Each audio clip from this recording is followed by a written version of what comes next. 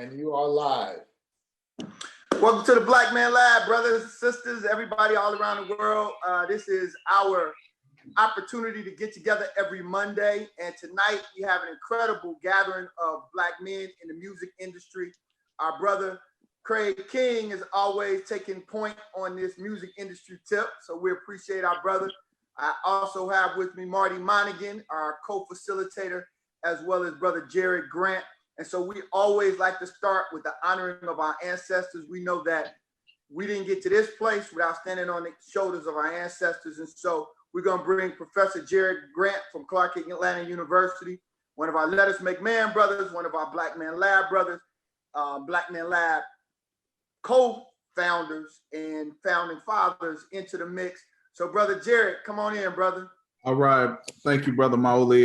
Thank you all, brothers and sisters. We love to have we have a memory of our ancestors. We have a memory of those who came before us.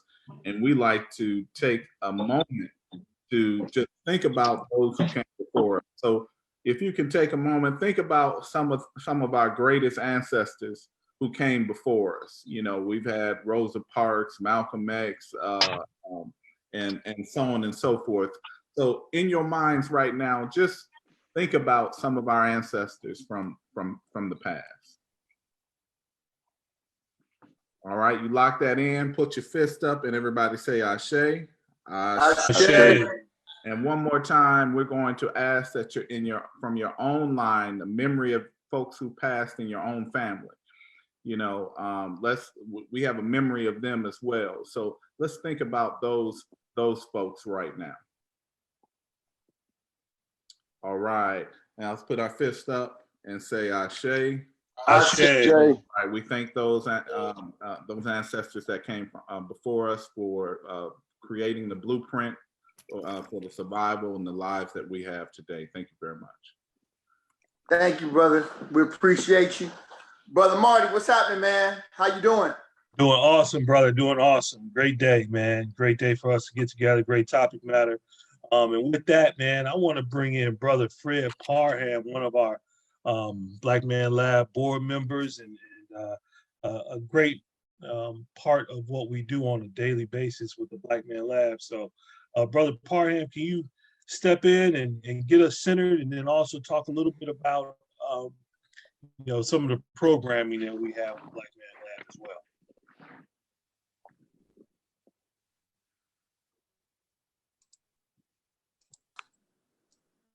Brother Parham, we can't hear you, bro. Hold on one second.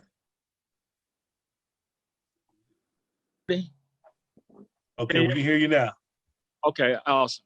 So yeah, man, just you know, as we normally do at the Black Man Lab, we get centered first so that we can prepare to receive this information and settle down from sometimes a hectic day. So on 3, everybody take a deep breath.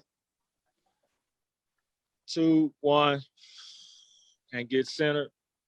So important. And then as far as community work that's going on in the lab, man, so proud to be a part of and partnership with I Am Fathers First, who are doing the community food feeding families at schools in Southwest, as well as the Black Man Lab resource page.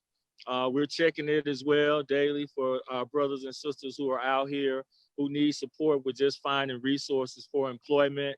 How to reach out to, if you're qualified, to get some support if you're running a business, even resources around housing, even education. I've been finding some things online and some other meetings where students and parents can use online educational tool that's free.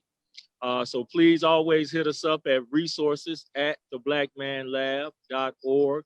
That's resources@theblackmanlab.org. And just wishing everybody power and strength and looking forward to this great session tonight. Appreciate you, Brother Fred. Brother Molly, back to you. Appreciate it. So you all, we rock hard with Craig. Craig King has been a part of Black Man Lab for months now. Always rocking rap plug and just really connecting our young brothers to the music industry and trying to make sure that they have they're looking at this thing as a profession and not as a hobby. and understanding the professionalism that comes in the music industry and the things that have to get done. And so, Craig, we appreciate you, brother. Are you in the ATL, Nashville, LA, New York? Where you at, bro? I'm in the ATL, black man. I'm in the ATL. Yes, welcome sir. home. Welcome home. So Appreciate for some of you all who might not know Craig, Howard University, HU. native, yeah, I know. Do your HU. Go ahead. HU. That's right. You know. I'm paying HU right now for 2 students. So yeah, I'm gonna yell it as well. Help me, I know HU. that's right. But Craig is a native of Nashville. Howard University, been in the music industry for many years, respected, and not only respected in the music industry, but just in terms of connecting with community and making sure that it is more than just the business, but it's also a way for us to connect and build as Black men. So, Craig, I want you to lean in, brother. We wanted to have a lot of our young brothers just really get a sense of what's going on in the music industry with this COVID-19. Where do we go from here? How do they move? Those who are trying to get down, those who are on the brink, who thought they were just getting ready to have some kind of breakthrough, and then bam, this hit. Lead us in that discussion, brother, and introduce some of the folks that you have brought on to the Black Man Lab, so that the Black Man Lab audience all over the world has an opportunity to meet Black men in the music industry. I'm gonna give it to you, Craig. Go ahead. Yeah, no doubt. Let me start off by saying this, man. I appreciate the love that you guys always show. You know, I've been rocking with you guys for a minute now. It's always love. I wish we could really be doing this in person, because you know how we do when we do Right. what we do. And the love in the room is always real serious. Having said that, this is the next best thing, you know, and I appreciate you for hitting me up and having a conversation about having the conversation, you know? Yes, sir. So with that in mind, you know, I will tell you that the brothers that I invited today are definitely on point. I respect them. They're well respected in the industry. They all touch different veins in the industry. So that was kind of why I wanted to kind of create that ecosystem where everybody did something different, you know, from the production side to the streaming side to the PRO side, just the interviewing side, the hosting side, the celebrity side. We kind of wanted to touch different sides of the industry. And so I want everybody that I personally invited, if they could just kind of speak to not only so I know that they're here, but also to what they do. And that'll kind of broaden the bandwidth of the discussion, I think, because people need to know who's really in this conversation. Right. So is J1 on? Is J1 on? I'm here. My man. So J1, if you could tell them a little bit about what you do and, you know, just kind of let them know who you are, that would be helpful. Absolutely. So my name is J1. I'm based out of Atlanta. I'm the head of hip hop programming for Pandora Music. So I oversee all the hip hop playlisting and stations on Pandora. I also work with artists as far as talking to them about getting set up with the artist tools, helping them set up their artist stations, talk to them about like playlisting and what songs that they should be going for. And we also, before the pandemic started, were doing curated live events at the Pandora facility in Atlanta, but now we've taken it over to the digital side. Right.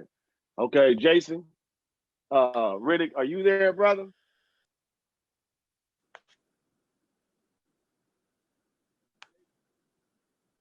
I'm gonna text him. Clay Beats, are you there? Yes, sir. I'm here. Jump on in, man. Tell them who you are, what you do, my brother.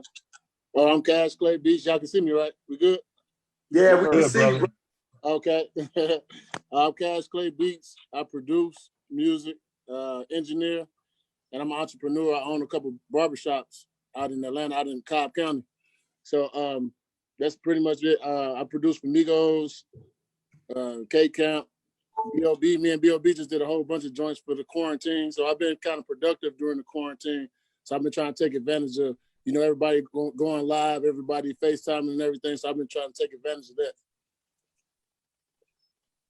Yes, sir. Jason is hitting me now. Yeah, I appreciate you, bro. Is Torre here? Yeah, I'm on. My guy.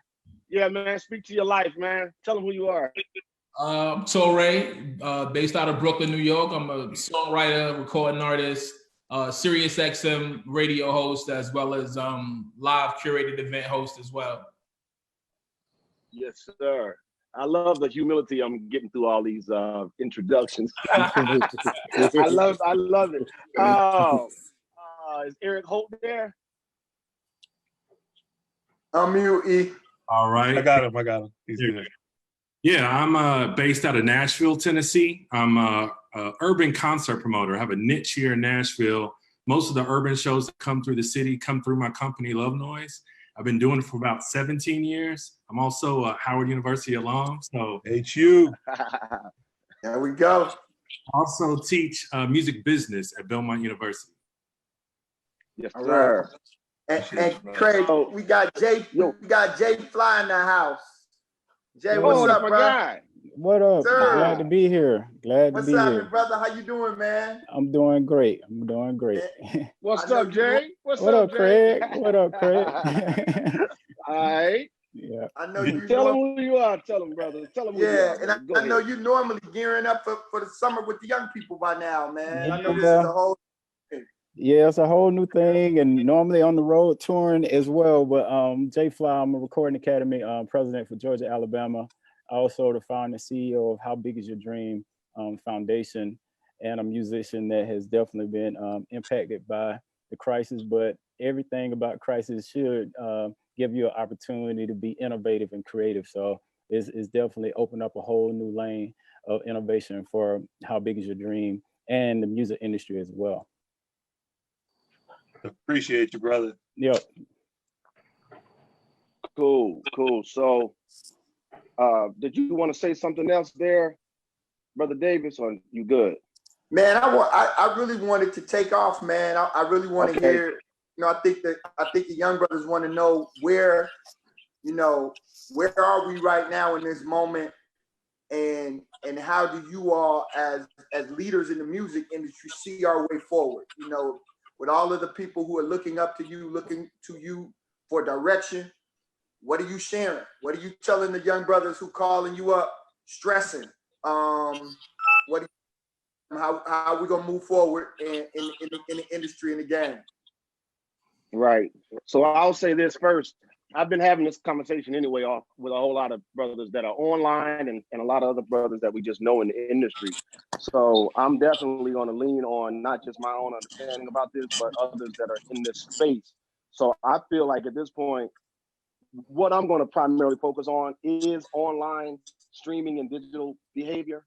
So I want to talk to some of the brothers that are kind of doing more hands-on physical stuff and how that's affected their careers first.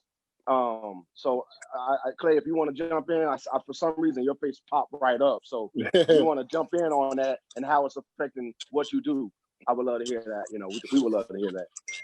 Okay. Yeah, definitely. It's kind of affecting me in good and bad ways. Like I said, I own a couple barbershops, so that's definitely a bad situation for me because it shut down 2 of my businesses, which I still have to fund.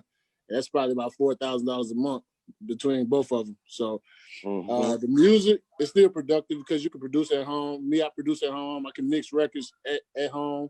I can do a lot of stuff from home on the music tip, and I got enough relationships to where I can email or get on the FaceTime with somebody.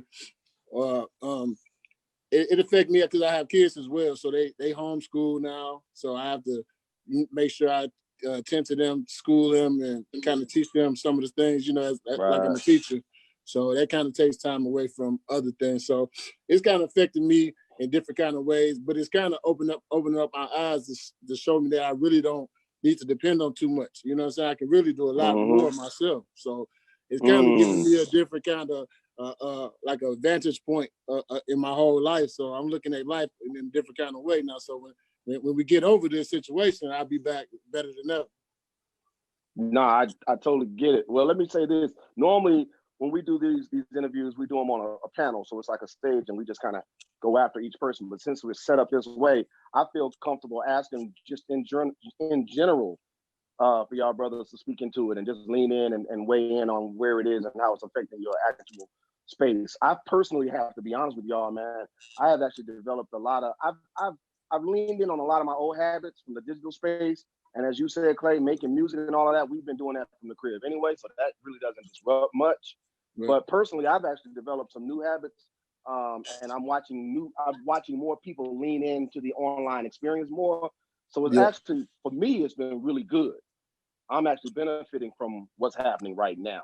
But I want to hear from others and hear where they lean in as well. I'm curious. Okay.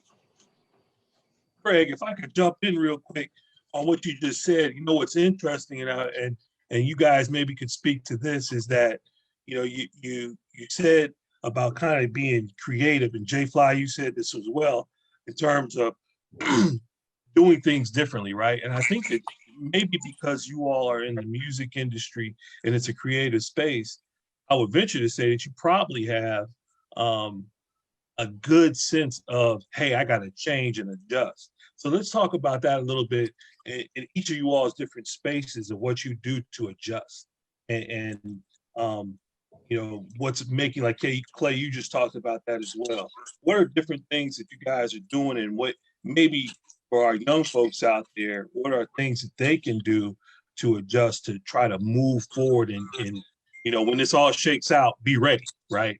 Because at the end of the day, I think that this, the COVID thing is going to end, and are we going to be better positioned then, or are we going to be stagnant and not? So talk a little bit about what kind of creative things you guys have been doing in your spaces. Well, I'll say this. One thing that anybody can do right now is to educate themselves. There's tons and tons of people looking to get into this business. It's people that I talk to on a regular basis, people that need help with songs, people that try to get on the radio, et cetera, et cetera. And they always tell me that they're ready. And then I ask them a series of questions and they're very, very much unready.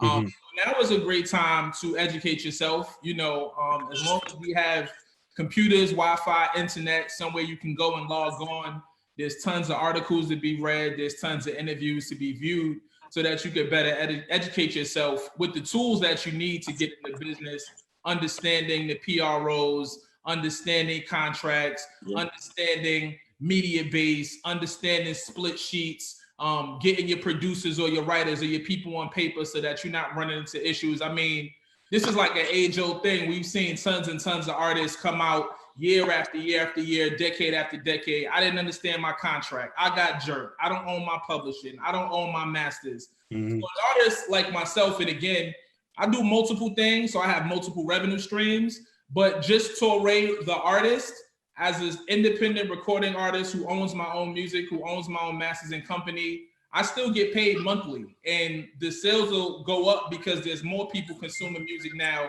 via streaming, because they're looking for more things to do. Initially it was a drop because a lot of people listen to music when they're in the gym and when they're working out and when they drive in. But as you continue to put out new content and new products and people go to it, your streams will start to increase again. And if that money is going elsewhere to a third-party company, to a label that owns your masters, that owns your music, then you're not getting paid. How are you going to continue to pay your bills? What if we quarantine for 3, 4, 5 months? So just being able to understand your ownership, understand what it means to set up your company, how to have it so that you can get paid from these DSPs on the regular basis, on the monthly basis, so that Sound Exchange is paying you, so that YouTube is paying you for ad shares and things like that. This is not, I feel for a lot of the artists that are really feeling it financially because they didn't take the proper steps, or that they weren't forward thinking to understand that it's really important to be able to make sure that your money is coming to you as the creator or as the label owner on a regular basis. Awesome. That's good feedback. Anybody else want to jump in on that? Yeah, I'll piggyback on what Torre was saying. I've been encouraging artists, not only should you research all the things that Torre said, you should be researching producers and networking. I mean, everybody is pretty much stuck in the house, so you know where to find them. Like as far as reaching out to them via email or social media and stuff, especially like aspiring artists or independent artists, DJs are hurting right now. And these are the guys that are still responsible for breaking records. They're doing their own playlist on most of the streaming platforms. Everybody wants to get on the major playlist, but you got to start somewhere. And a lot of these DJs have their own playlist. So the times that you may have tried to reach out to a DJ in a club or couldn't talk to them because they were working, well, they're not working right now. They're home. They're doing mixes on IG Live, you know, with their Cash App because they're trying to feed their families or pay their rent. This is the time to really network and build a relationship with those guys or other people, you know, influencers who could get your stuff popping on social media.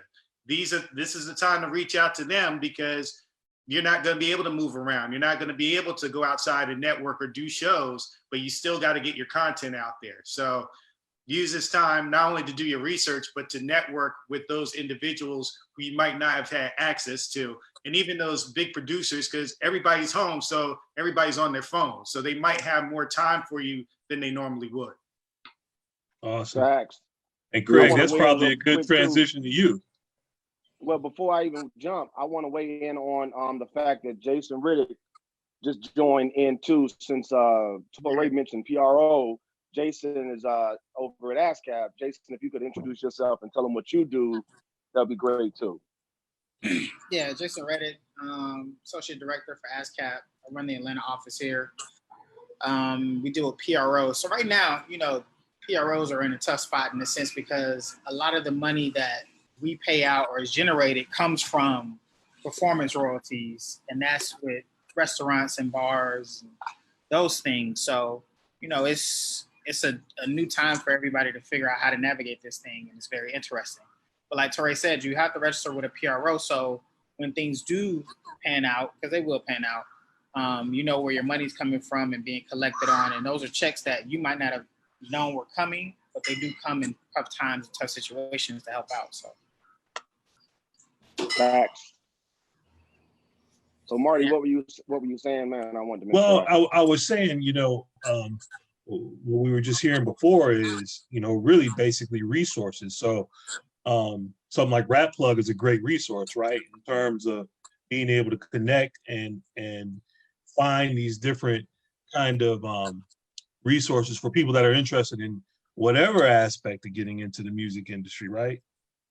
Oh yeah, I mean that's the ultimate goal, man. Is piping in. Like right now, we're working on our masterclass series and piping in with all of the, you know, the great lawyers of our industry, the great publishers, the people who understand management, why you shouldn't have a manager right now, what to manage, you know, understanding how to get a record master, you know, all that kind of stuff. We're having those conversations right now because that's the next leg of our brand. Is really getting those master classes out and also creating intimate experiences with the talent and allowing them to monetize their actual creativity. So we're doing living room talks and allowing people to do album release parties online and allowing them to make money while they're doing it instead of just throwing it up to the universe and letting people watch it for nothing. Because we got to feed our families.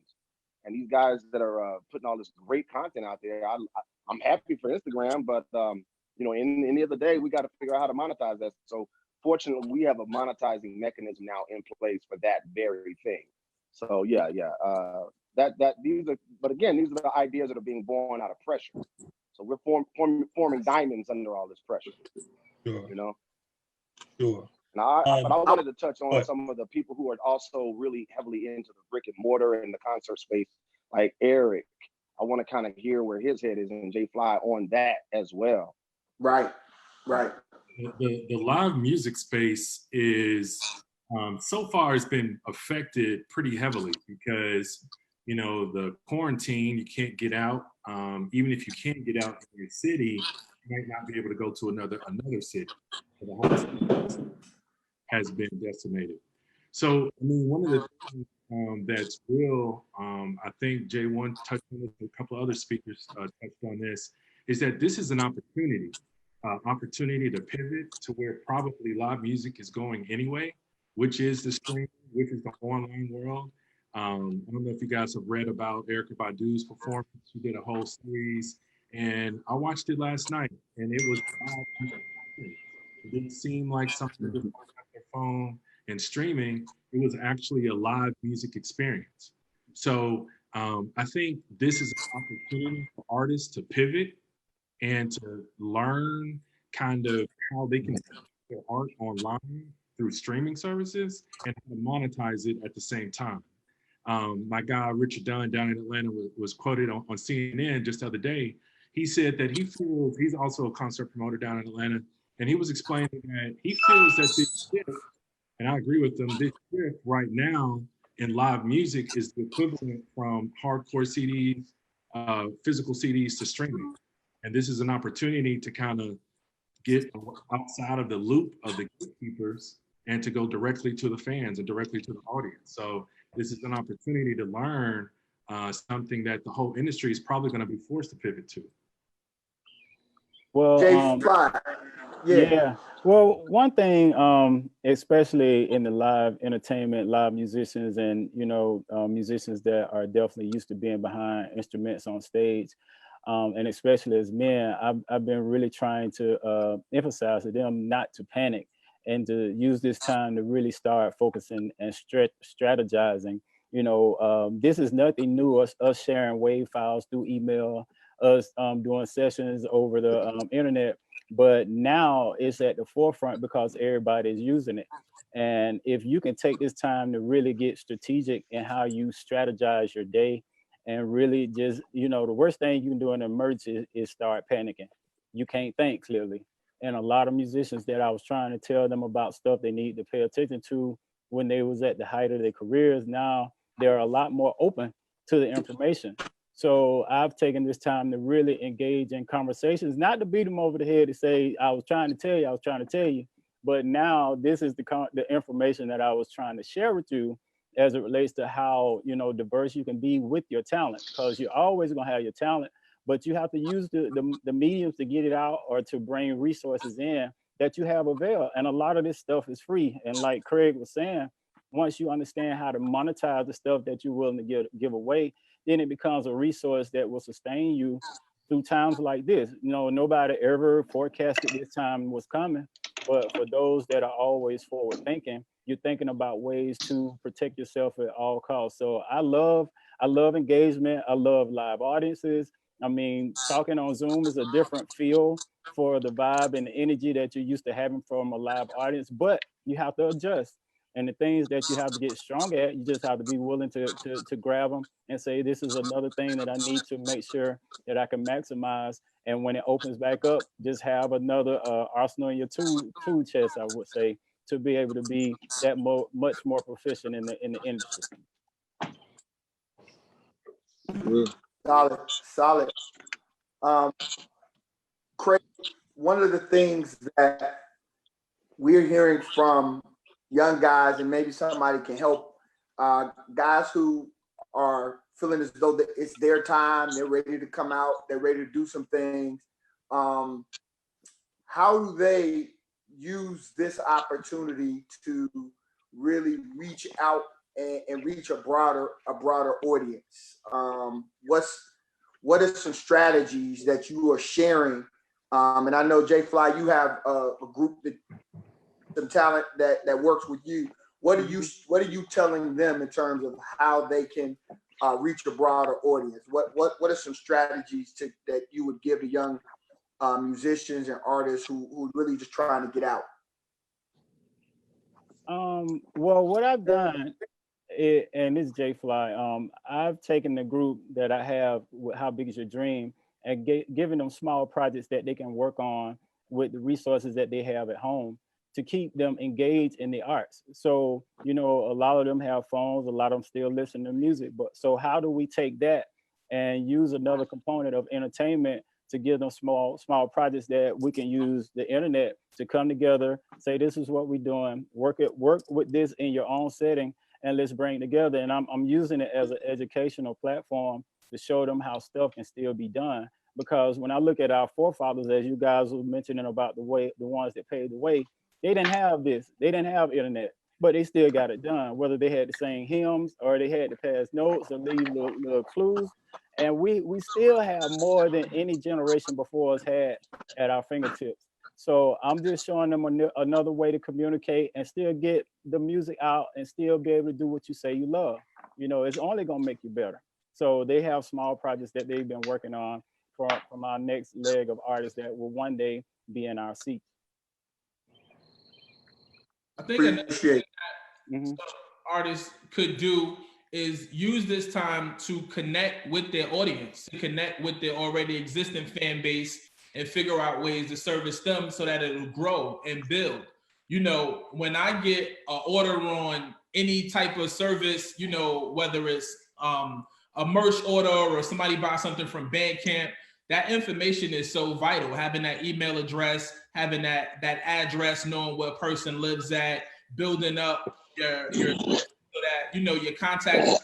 Now you know, hey, I got a show in Alabama. Well, I had 34 sales in Alabama, so now I know I need to reach out to those 34 people and just try to personalize the conversation, just try to personalize the interaction. I know when I was coming up, running around New York with my demo tape and CDs and me and artists, the artists that were cordial, the artists that took the time to stop and speak to me, made me go out and support them 100% because I felt like there was some type of relationship there. And even me, you know, some people know me as a radio host, and I'll take 2 to 3 days a week to go through all of the DMs and reach back to all of the people in the DM. And even if it's 3 weeks later, they look like, yo, I can't believe you got back to me. This is crazy. And it really is just the time. And now that we all have the time, you know, I think putting together a schedule and figuring out exactly how you want to allocate the hours of your day, but use some of this time that we have to reach out to your audience, to your fan base. It might be 10 people. Turn those 10 people into 15. Turn that 15 into 30. Turn that 30 to 60. You just got to keep flipping them. You got to keep flipping them. But it needs to be genuine interaction. I got followers. I know their birthdays. I know who's getting married. I know who was graduating. It's not like I don't have other things going on. But when you see these names continuously pop up and these people continuously support you, it's only right that you tap back into them and you pour some back into what they've been pouring into you for so long. And that'll go a long way, and that'll help grow your following, but that'll also keep your supporters for years and years to come. Let me, Brother Davis, if you don't mind, you know, normally around this time I'm pacing in the room where we're doing this event. I'm normally pacing. I'm pacing right now in my daughter's room, but I'm normally really pacing right now because I'm excited. And as I would normally say, y'all really, I hope you understand who's on this phone right now, who's on this panel right now, because there's some very important brothers who really have made major contributions to the business. I always like to make sure people understand that because these guys don't have to take the time out to do this. So I just want to thank everybody again. I know the call is not over yet, but I want to thank all the people who are on this call and all the people who joined the village today to listen in. No doubt, no doubt. We appreciate you, brother. We appreciate you. Anybody else want to jump in and just talk about strategies, advice to young people? You know, one of the things that we talk about often in Black Man Lab is the challenge of that young people face and how they feel like they're the only ones going through it. They feel overwhelmed. They feel like they don't know that this is it. You know, that there is, you know, they don't understand that this too shall pass. And so they're in that moment, and at times they can even, you know, really be depressed or down.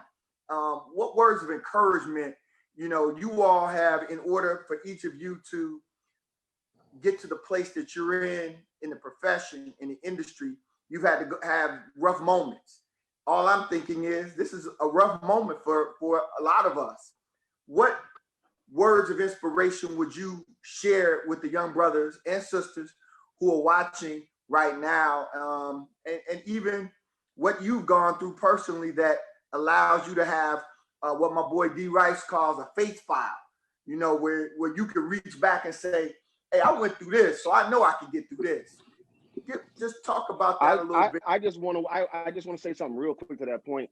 Me personally, I want to extend this to everybody, that everybody is going through this. That's number one. We're in a rare moment where the top dogs are experiencing the same types of pains that the guy that is just getting started is experiencing. He may not be feeling it financially the same way, but in terms of sitting still and feeling complacent, it can set in on all of us if we're not careful.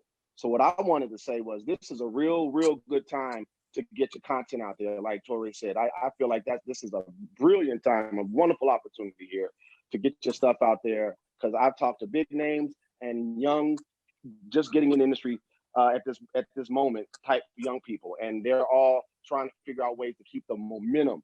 Remember, before Corona hit, there were people about to put a record out. They had a single already buzzing. They had an EP that was just about to flow, and they were trying to figure out how to create the momentum. And then this clipped that, and they already started allocating budgets for that.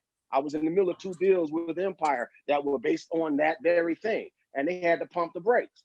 And so it's not just the guy that's just getting started, it's the guy that's already popping, that's experiencing a lag. But the beautiful thing is too, one, we're going to get out of this. So that's one reason to be excited.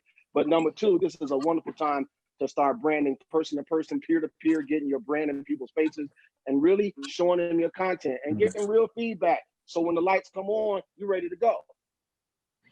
That's just me, because I look at this as a moment of opportunity. But I love to hear somebody else weigh in. That's just what I see. I'll add. I think this is a time too where people start planning. Like, even if you didn't have a ton of content or a game plan, this is the time to figure out how to put your game plan together and test it out. But also figure out how the game is played. I think a lot of people don't realize this is a game. How this business is running and how these things are done. It's a natural game, and even the financial game, and just learning that. The reason why certain people are getting loans earlier than other people that might not even need the money, but they're getting these loans because they've taken the time out to build their relationship with the banks. And they've learned what credit looks like. And they've learned what it looks like to go and get a line of credit.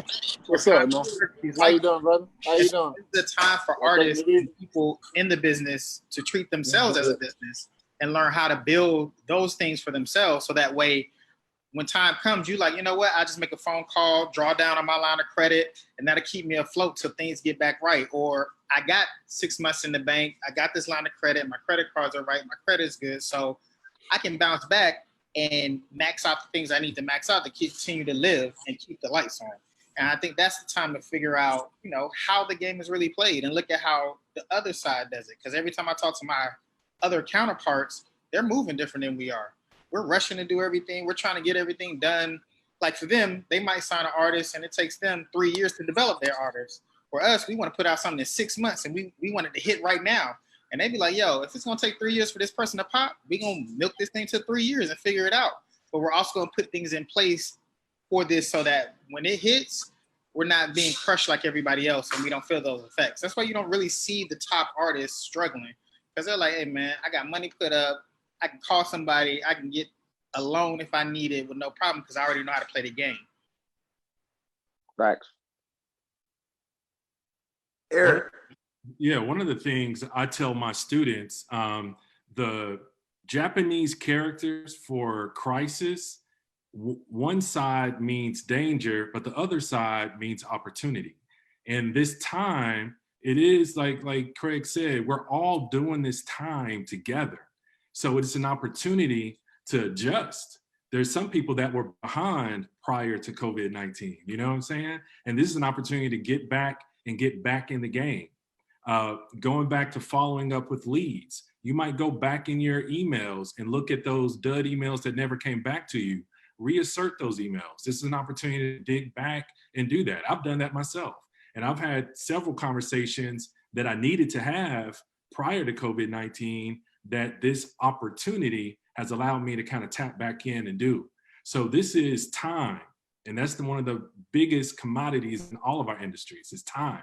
And so take the time, develop a new skill, develop, a new aspect of the industry that maybe you're not so up on. If it's publishing, if it's your live shows, even if it's recording, sharpen up now because everybody is inside, and take advantage of the time.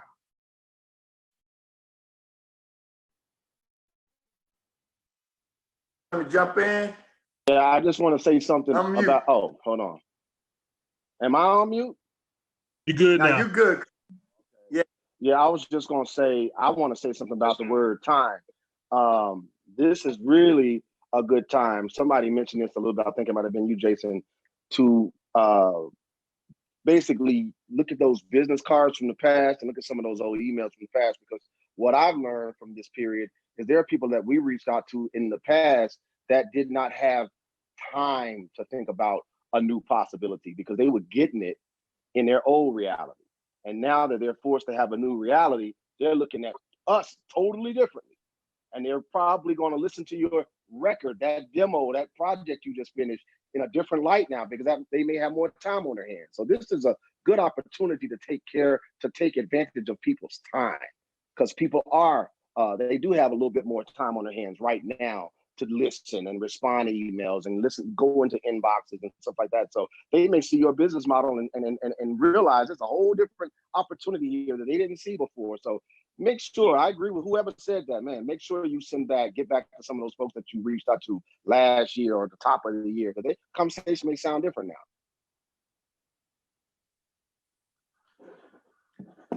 I want to chime in on something. What? Can y'all hear me? Yeah, go ahead, brother. I'm on. Okay. Yeah, pretty much like what I've learned through the music industry is to have patience, and a lot of things that come like money, it come like over time. Like I'm still getting checks from like 2017. You know what I'm saying? So it's almost like planting a seed, and it got to grow. It ain't gonna grow overnight. So a lot of this stuff is like pre-planning. And being an entrepreneur, I've been an entrepreneur since like 2009.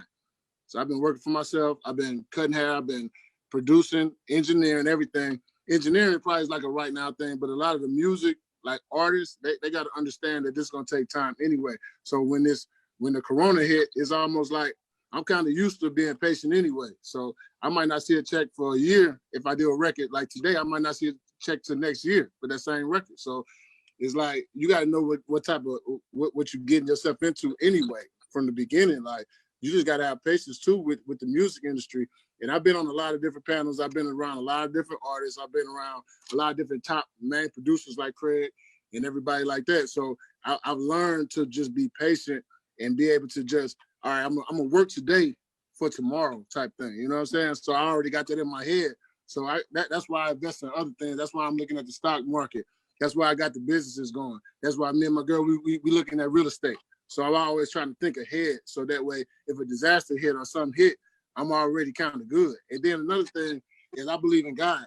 And even when the disaster hits or something come up, or I feel like things are slow, I always feel like he gonna come through right on time. You know what I'm saying? He always come through right on time. You might have been waiting on money since 2015, but as soon as the disaster hit, that same old check coming. So just I want to give everybody like some inspiration, like just to hold on. Everything gonna be all right. God gonna make a way. Real talk.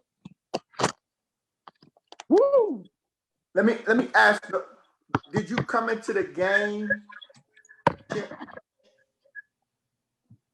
Did you come in patient? Because I see we have so many young brothers that come to Black Man Lab. They want now.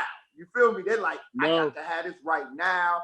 And they want to, and we're like, I know what it took for us in the legal game. I had to go to law school, not 3 years, but 4 years, because I had to go at night part-time. So I had to just be patient with the process. And then I was like, man, as soon as I get my law degree, I'm going to kill the game, but it takes time. Did you come in patient, or is that something you had to learn? I definitely didn't come in patient. You see everything on TV. You see these guys, they got the cars, they got all this stuff, but so instantly you think if you make this beat, you can be right there. But I definitely wasn't patient at all. It took me a long time to get that. I prayed for patience, and that might have been one of the craziest things I could have did, because I got tested for patience for years. So that was real crazy. So no, it's definitely a thing I'm working on now. And it seems like everything I'm doing, even with the stimulus check, I still ain't got that, so I'm still patient. So everything I'm doing is testing my patience. And another thing too, I heard there, like for us, we 1099 workers. So they say they got unemployment for artists and producers and stuff too. So I don't know if y'all knew that, but they say it's unemployment for us. So I say use all your resources, no matter what it is.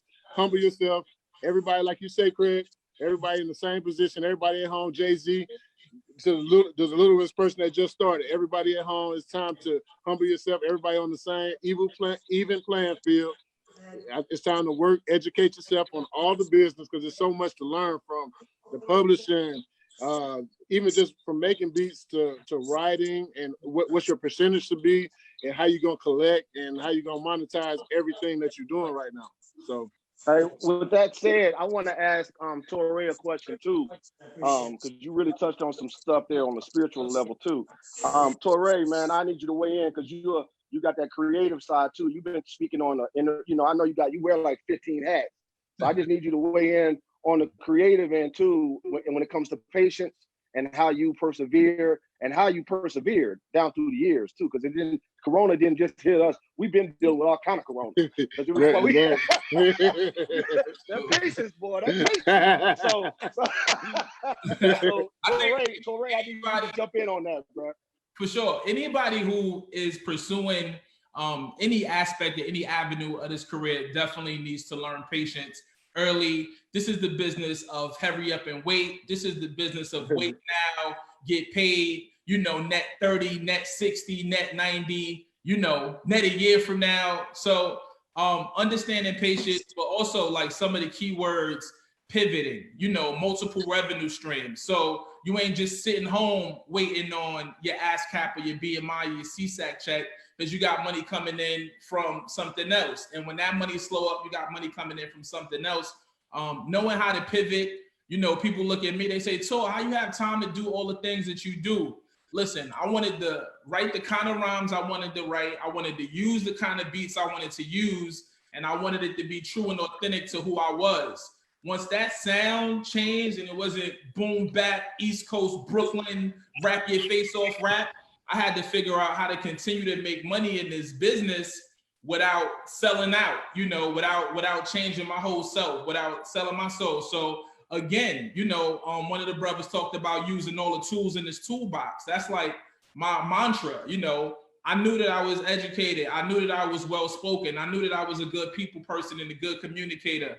And so my relationships that I had at radio, going up there trying to plug songs for years, turned into me figuring out how to get my own show. Once I got a radio show, I said, well, listen, I host radio 5 days a week. So I'm good enough for TV. I got a face for radio, but I'm good enough for TV. And so I turned that into an opportunity. And then I turned those opportunities. Well, now I'm BET, Revolt, and Sirius XM. So you got to let me host this concert at the Barclays Center, turning those opportunities, using those relationships, making sure that you build strong relationships. Something that I wanted to touch on, because I do have a 720, something I really wanted to touch on was I'm a governor for the New York chapter of the Recording Academy. I know one of the other brothers in the room said that they were with the Recording Academy as well. Music Cares is a great asset to anybody who is a music creator, as long as you can prove that you are officially in this business and you officially have credits. They have COVID-19 relief available to you right now. I know people that have used Music Cares to get rent paid, to get bills paid, to get studio gear replaced once it got robbed, and things of that nature. So right now, there's an immediate COVID-19 relief. So if you are a recording artist or an engineer, something to that effect, make sure you go to musiccares.com or .org. And sorry, that's my 720. Make sure that you go to Music Cares or just Google Music Cares and you can find it. Like, you got to be able to find information. Use keywords in this business and be able to find information from there. But there is COVID-19 relief for all the artists out there right now. Thank you guys for having me. If this call ends soon, I'll jump back in. But definitely, Craig, I thank you for having me, and everybody else, I appreciate it. Oh no, we appreciate you, man. Appreciate you, brother.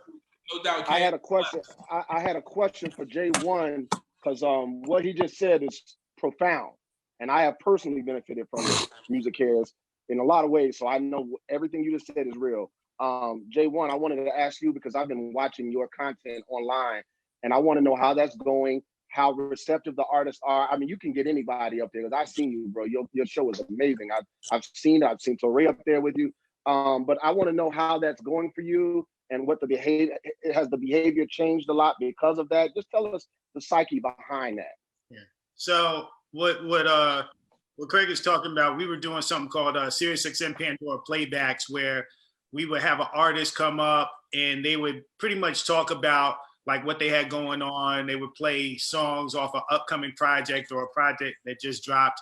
And we did it in front of a live audience of about anywhere from 150 to 250 people. It was an intimate audience. We had bloggers, news, and a whole bunch of people there.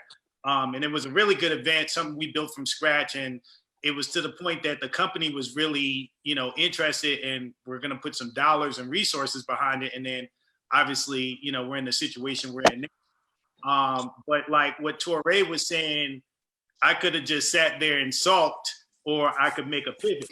So while everybody else was kind of like scrambling around in the company trying to figure it out, I suggested to the social media team and the marketing team, like, hey, we need to do these things on TV. They kind of blew it off. So I said, all right, cool. Well, I'll do it myself. And, my first one started with Mulatto, and it went very well. We had over 22,000 viewers, and I did another one with Rennie Rucci. And then after that, like, I didn't have to reach out to people. The labels and the artists and the PR people started reaching out to me, because like what we've been talking about is these artists are sitting at home. So looking for ways to get out and do stuff and remain active and stuff, and to have like a conversation with, somebody from a major streaming platform is still big for them. And with this, it's actually been somewhat better than the live playbacks, because, anytime you're dealing with a live event, you're dealing with a lot of factors as far as bringing people in, organizing the event, getting security, all the logistics. With this, it's like, okay, what time we gonna go live? Send me a picture for the flyer. Even if they're late or something comes up, it's no harm, no foul. It's not like people are sitting there waiting. It's like we could just reschedule and do it another day and make it happen. And I've been able to knock out more of these digital conversations within the span of a 2 to 3 week period than I was to do live events. And at the same time, I'm reaching more people, building up my brand, bringing more awareness to Pandora. So again, it's all about, life is all about adjustments. If you go throughout time or throughout history, it's the people that adjust to technology or law or the environment. Those are the people that thrive and get ahead. This COVID pandemic is just another example, except it happened so fast. People are going to have to adjust quickly, but it's the people that adjust to like what happens and the new normal way of life. Because even though they're talking about opening up stuff slowly but surely, like live events are probably going to be the last thing that comes back, especially those big festivals and stuff. Until they really get a vaccine, those things probably aren't going to come back. They're talking about 2021, fall of 2021, 2022. So if that's something you're thinking about as a main source of income, is that show money, you're gonna have to learn how to adjust and pivot. So that's pretty much what I've been doing. And I've actually been more busier now than I was like before the pandemic hit, which is a good thing. Let me ask this question. We and I want to ask everybody, we got about 17, 18 minutes left. But one of the things that we talk about in the movement, when we talk about social justice work, revolutionary work, organizing within the Black community, I'm always interested in hearing how people got started, right? And so I'm really interested in J1, if you could start us out with, how did you get into the business? Like, what was your entrance? What was your doorway into the industry? You don't have to go long, but just give a snippet, because what we find is that so often brothers see how to get in. And so we just like to hear from all of you all very briefly how you got into the business and doing what you love to do now. So J1, if you could start us out and then we just move it around. Yeah, man. I give all credit to God, because like I started out as a DJ, and I started out, just as a club DJ that just wanted to get on radio. And I was fortunate enough to get that opportunity, because I wasn't the best DJ, but I always felt like I worked the hardest and I networked the best. So once I got onto radio and got in there, I just learned as much as I can, and was fortunate enough to get the opportunity to become a program director. So I worked terrestrial radio for 12 years, and worked, my last radio gig was in Washington, D.C., running WKYS. And, you know, even though I faced a lot of obstacles there, I was fortunate enough that Pandora took notice of me. So in the beginning of 2019, they reached out to me about becoming the head of hip hop and afforded me the opportunity to move back to Atlanta, which is like my second home. This is a city where I always say, like, I'm from New York, but I became a man in Atlanta. So I wanted to come back here because my family is down here and stuff. So, you know, God opened up that door and here I am now. Give thanks.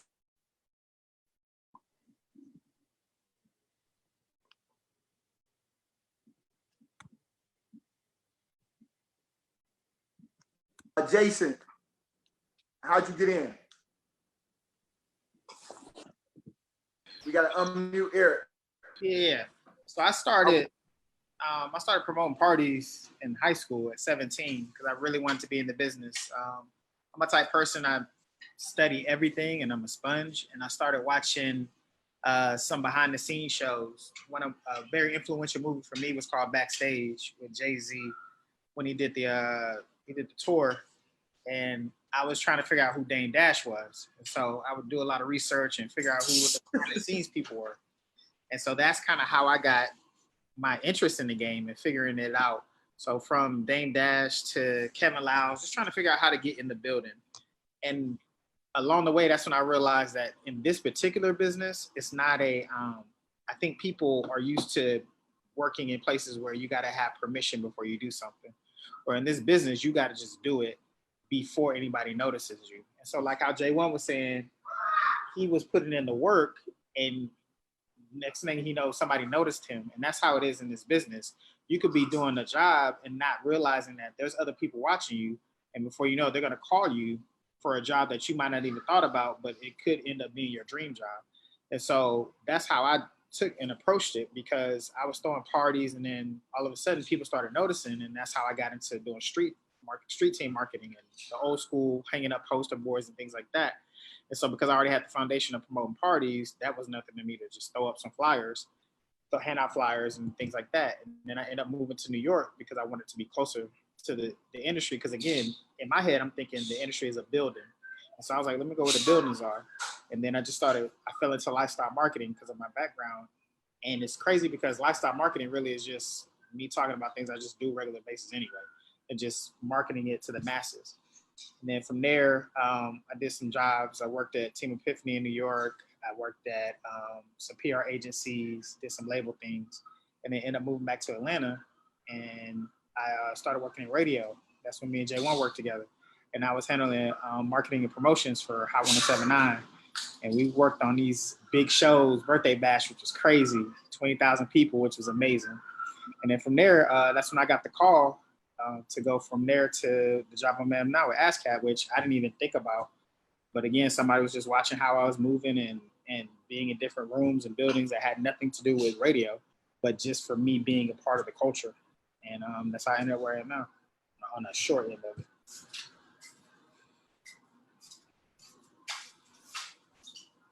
Dope. Next. This is Eric. I got into the live music industry. Basically, when I was in law school, I was dead set on becoming an attorney, a trial attorney. I was pretty good at it, but I wasn't passionate about it. And when I graduated, the only lawyer in my family was my uncle, my great uncle, who was also a judge. And I went to him. I said, listen, you didn't go to Howard University and Vanderbilt Law School and not practice, but I started this little company called Love Noise. We're filling a void for the city of Nashville, providing a platform for Black music. And I wake up at 2 or 3 o'clock in the morning with ideas. I have this passion about it. And this is what my uncle told me. And this is 17 years ago. He said, Eric, you will always be able to find someone to pay you to help them make money. For you to make your own money on your own terms with your own passion comes once in a lifetime. You're not married, don't have any kids, go do that. And if it fails, go take the bar. And I haven't had to do that in 17 years. So I followed my passion and it worked out for me. It wasn't easy, but there's something to that, because if it's just about money, there's dozens and dozens of things you can do. But if you follow your passion, ultimately, if you're lucky and you work hard enough, it'll come back around and the money will be there. So, Brother Eric, if I could jump up, man, that piece right there is something that for our audience, they need to hear that, man, is that if you got a passion, you got to follow it, right? And like Brother Mowley, I know he has a passion for the civil work that he does. That's why it comes back to him time and again in terms of reciprocity, in terms of revenue. And I think our audience needs to hear that all the time. So I appreciate you saying that. Who next do we have up? Well, I'll just say this, Marty, while you're there, I want to say to Brother Maui, man, we appreciate you, man, because you've done some great things in the community on the civil rights side too. So at some point, I really hope the brother that's involved in this find out more about him, because he's not going to brag either. So we definitely, we rock with you, man. We rock with you. One of my interns put me up on some things that you did for her, man, in a civil rights situation, in a civil, well, no, it was more like a domestic situation. Yeah, up in North Carolina, but I got a lot of good words from her about how you handled that case for her, man. So you ain't slick, you know what I mean? I just want you to know you're not slick. That's all I'm saying. That's all I'm saying. You can downplay it, but I'm watching you. The way I got in, man, was, I came through the church route. I like to call it, because I was a musician in church. It kept me out of trouble, going to mom and holding her ankle and then her kneecap and then her thigh. At some point, I just decided to go in the corner and get on the drums. And that was the best decision I ever made in my life.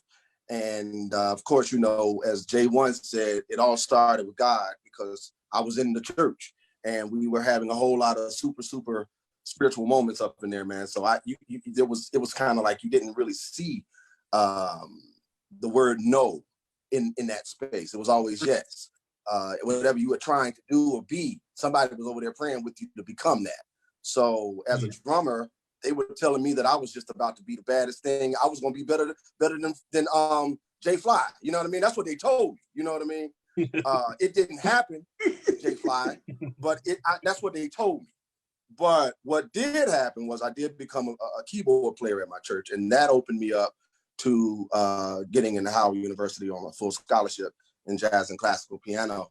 And from there, my career began, and that's how I got in. I can end my story there because the rest is just kind of like the music industry stuff, but that's how I got in.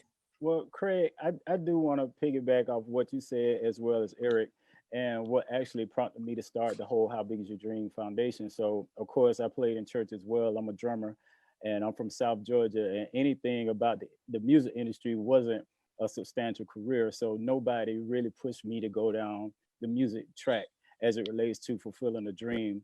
And I was in school for electronic technology, and I was one semester away from having a degree in electronics and got my first opportunity to go out on the road. And prior to that, everything I did for music was about the passion and the love of, never a pay attached to it. And it was totally supported by the fulfillment that came from within.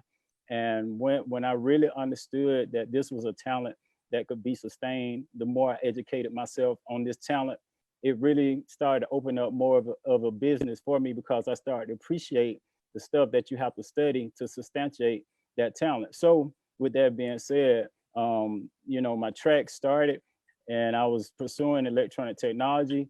But once I really embraced this as a business and really started to understand, then my talent was fulfilled by me being able to be in a business that paid me. So when it comes to dreams and talents and fulfilling it, you just have to understand that it's a business and it can be fulfilling and rewarding at the same time. That's great. Yeah, no, actually, Jay, I was the reverse of you, because I couldn't care less about technology. And now I'm in technology. Exactly. But I love it, and yeah, man, I started off in college just gigging throughout DC. And then I got the call from Ray Charles's camp to go out on tour. And that was really the beginning of me touching the real brands and getting the real confidence level that you need to believe in yourself. And so at 20, I went out with Ray, and that became the beginning of my quote unquote touring life. Wow. And then from there, I started working with Will Smith through Quincy, because Quincy was the conductor of the tour, and he introduced me to Will. So that was the beginning of that thing, you know. No. Those are some real small names you're throwing around. No, man. We got one more. Hey, Maui, I want to say to the young artists too. Go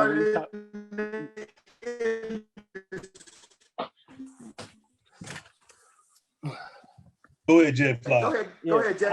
I just want to tell the young artists, we was talking about being hungry and being patient at the same time, but patient don't mean not preparing. And I always have, really told myself, prepare for opportunity before it arrives, not when it gets there. And a lot of artists, they take their opportunities not coming as a time for them not to prepare. But you always have to be ready for the opportunity, because for us as Black men, those opportunities don't come often. So we have to make sure that we're ready to seize them.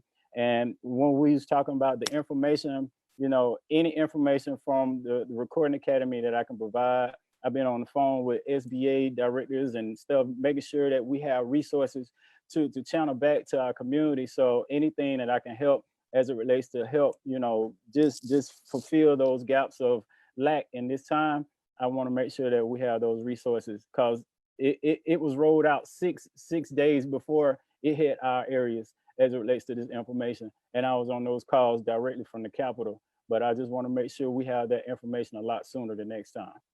Absolutely appreciate you. And I just got it. Come on in, brother. Go ahead. Tell us how you came into the game. Oh yeah, I just figured out how to jump in the conversation at the end. I didn't know what I was doing, man. It's my first time on Zoom, but yeah, I got to tighten up on the social media thing. So I'm from St. Louis, Missouri, and Jay Fly used to have some real stuff though. You know what I'm saying? But yeah, I'm from St. Louis, and I came down here to Atlanta. I'm in Atlanta now. I went to Morehouse. And Morehouse motto is, if you stay ready, you ain't got to get ready. So Jay Fly, that's real. And that stuck with me too. Like certain things stick with me throughout life. And that was, I moved down here in 98. So from that point, I was rapping. I was kind of on the rapper side. Then when I figured out I was working with Kimani Marley, Bob Marley's son, and he was telling me how much producers get paid. And I think that did it for me. I stopped rapping and started producing. So, and I understood that you can get paid sooner than the rap. So it seemed like it was easier for me. So about 2003, I started producing. And then probably around 2008, I got my first decent kind of placement. I was working with Bone Crusher. I was working with a lot of West Coast rappers like Spice One. And I was really getting my feet wet, especially just with the internet, just sending beats off, the regular studio producer grind, starting off. It took me until 2017. So when I really got my feet wet was 2009. It took me another 8 years before I got a platinum plaque. I produced Kelly Price on Migos album, on the Culture album, featuring Travis Scott. So it took me 8 more years to even get to that point. So like I say, you gotta love this game, and you just gotta love what you're doing. That's really how I got started with it, straight out the room, straight out the basement, anywhere I could produce it. That's what I was doing. I was educating myself. In times like this Corona, like really, this really what made me situations like this, because I was always in front of my computer trying to figure out how I can make some money out of it. I always had my kids. I always had to be right here in front of my computer. So this ain't nothing to me really, other than, people's lives that's being affected and all that. But as far as the work, I mean, this is how I came up. So this is just second nature. Yeah. Well, brothers, we appreciate you all. We always close out. We talk about rituals, and we talk about being together and tight. And we have one of our elders who is now an ancestor by the name of Injiri Alghani, Mama Queen Mother Injiri Alghani. And when we would gather in different places, particularly for NCOBRA gatherings, the National Coalition of Blacks for Reparations in America, we would get together and we would say, I'm linking this chain and it won't break here. So we're going to do that. Normally when we're physically in the same space, which hopefully in the next month and a half or so, we'll all be able to get physically in the same space. We link arms like this. So if you brothers can link up with us. And Bro Parham, let me see you, Bro Parham, come on in here and we can link up. And what we say. All right, Brother Jason, we see you. Come on, Craig, get in here, man. We say, I'm a link in this chain. I'm a link in this chain. Break here. And it won't break here. It won't break here. In this chain. I'm a link in this chain. Link in this chain. It won't break here. And it won't break here. Yes, sir. We are links in this chain. We are links in this chain. And it won't break here. And it won't break here. It won't break here. I say, we appreciate it. I say, oh. Looking forward to connecting face, and we appreciate y'all. Love y'all. I'll say this too, Mauli. Let's see if we keep these guys when we get alive again. We want them there. Oh yeah, y'all gotta physically get into space, man. We need y'all all the way from Nashville. E-Hope, you gotta come through. I'm there. No doubt. I appreciate you, brother. I appreciate y'all too. All right. All right. Thanks, Craig. Thank you. All right, Craig. Love you, bro. Thanks, brother. All right. Yes, sir.